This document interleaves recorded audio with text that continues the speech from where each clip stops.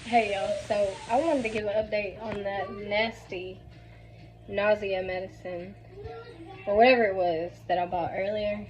It tastes like cough drops, and it's so nasty. So really, I'm so serious. If y'all know something that worked for y'all, please let me know in the comments.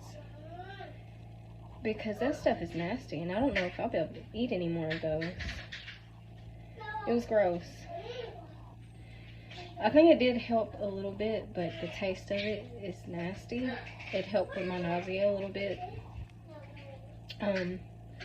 So yeah, I guess that's good, but it's just the taste. It was gross.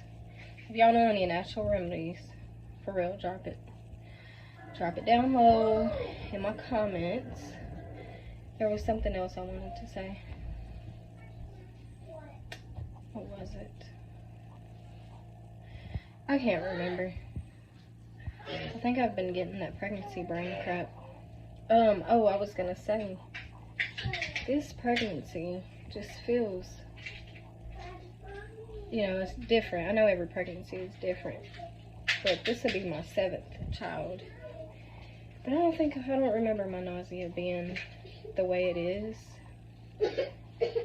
now. So yeah.